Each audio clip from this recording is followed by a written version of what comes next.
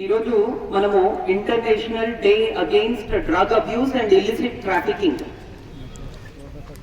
ఇంతమంది యూత్ ని మనము గ్యాదర్ చేసి ఈ కార్యక్రమాన్ని చేసుకుంటా ఉన్నాము. కానీ వందే మాత్రం పాడేటప్పుడు కూడా నాకు మొత్తం నీరసమే కనబడ్డది తప్ప ఎక్కడ కూడా యాక్టివ్నెస్ అయితే కనపడలేదు.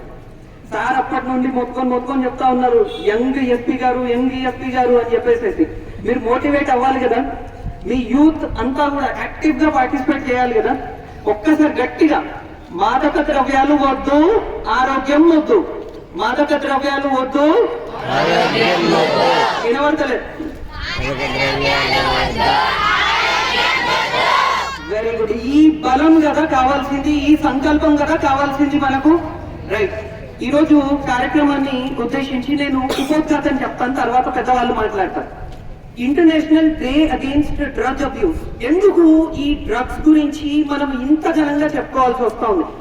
నేను స్కూల్ ఉన్నప్పుడు కానీ కాలేజ్ లో ఉన్నప్పుడు కానీ ఎప్పుడూ కూడా ఇంత పెద్ద ప్రోగ్రామ్ అయితే నేను చూడలేదు. ముగ్గురు త్రిమూర్తులు లాంటి వాళ్ళు కదా, కలెక్టర్, ఎస్పీ, జిల్లా జడ్జి గారు, ముగ్గురు ఎప్పుడైనా ఒకే స్టేజ్ మీద ఒక కాజ్ కోసం మీరు చూసారా? నేనైతే చూడలేదు. ఇంత మంచి అవకాశం కోసము, ఇంత మంచి కార్యక్రమం కోసము ముగ్గురు కూడా వారి యొక్క వాల్యుబుల్ టైం ని మన కోసం కేటాయించి ఈ రోజు ఇక్కడ మీతో గడపడానికి ఇక్కడికి వచ్చారు. మీకు ఒక మెసేజ్ ఇవ్వడానికి వచ్చారు. ఎందుకు అనంటే మాదక ద్రవ్యాల వాడకం వల్ల చాలా నెగిటివ్ పరిణామాలు అనేటివి ఈ రోజు సమాజం చూస్తా ఉంది. ఈ రోజు international day against drug abuse మరియు ఇల్లిసిట్ ట్రాఫికింగ్ యొక్క మెయిన్ థీమ్ ఏంటి అని అంటే, సాక్ష్యాధారాలు ఆల్రెడీ ఉన్నాయి, evidences are there, invest in prevention. ఈ ఇయర్ యొక్క థీమ్ ఇన్వెస్ట్ ఇన్ ప్రివెన్షన్. ఎందుకు ఇంత ఘనంగా వాళ్ళు ఇంటర్నేషనల్ లెవెల్లో ఒక థీమ్ ని పెట్టుకొని ఈ రోజు కొట్లాడుతా ఉన్నారు అని అంటే, మనకందరికీ తెలుసు డ్రగ్ అంటే మందులు.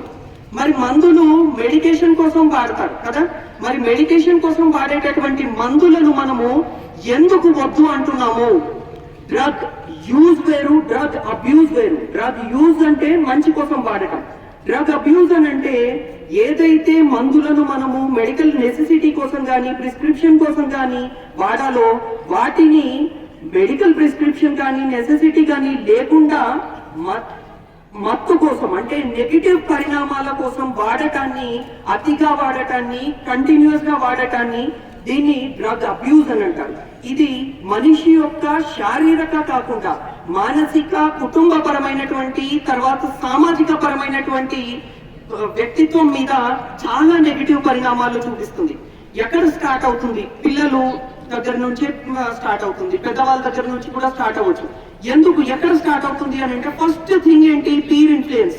పీర్ ఇన్ఫ్లుయెన్స్ అంటే పక్కన వాళ్ళు, వాడు సిగరెట్ తాగుతున్నాడు, అరే హీరోయిజం మస్తు రింగులు తీసుకున్నా కదా. ఈ హీరోయిజం అనేది ఏదైతే ఉందో, ఏం కాదురా తాగు కదా, ఈ టైప్ ఆఫ్ థింగ్స్, నువ్వు నీకు చేత కాదు రాతి కదా, ఇట్లాంటి peer influence. Maybe that is pressure, or maybe that is heroism, or that is something else. వాడు అన్నాడు కాబట్టి నేను కూడా చేసి చూపించాలి, ఇట్లాంటిది. వాడు తీసుకుంటున్నాడు, నేను తీసుకోవాలి, ఇట్లాంటి పీర్ ఇన్ఫ్లుయెన్స్. సోషల్ ఫ్యాక్టర్స్ కావచ్చు. ఇంట్లో ఎవడైనా సరే ఈ డ్రగ్స్ కి అడిక్ట్ అయిన వాడు కావచ్చు, అనుభవిస్తున్న వాడు కావచ్చు, ఉన్నారనుకోండి, వారు వ్యక్తిత్వం, వారు చేసేటటువంటి బిహేవియర్ వాటి వల్ల కూడా అఫెక్ట్ అయ్యి కొంతమంది తీసుకోవడానికి అవకాశం ఉంటుంది. తర్వాత influence, social influence, media influence, then film influence.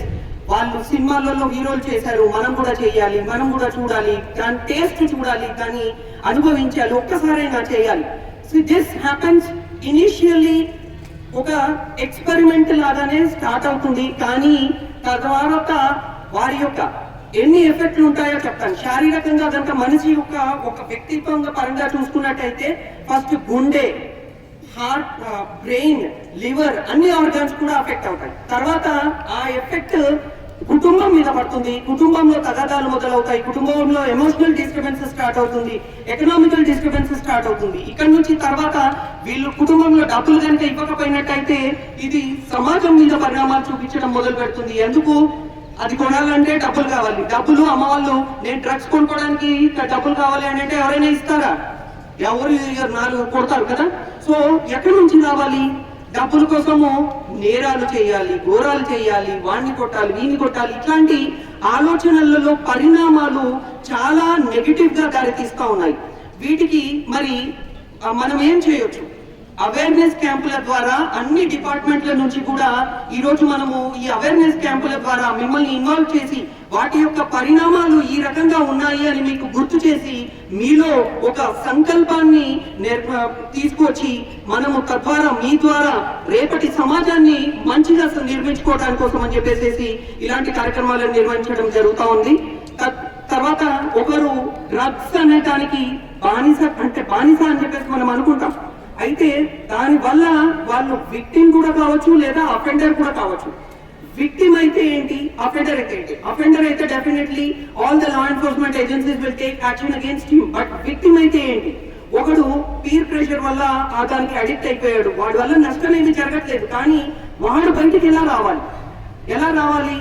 Counsellings ఇస్తారు, తర్వాత ట్రీట్మెంట్స్ ఇస్తారు, రీహాబిలిటేషన్ ఇస్తారు.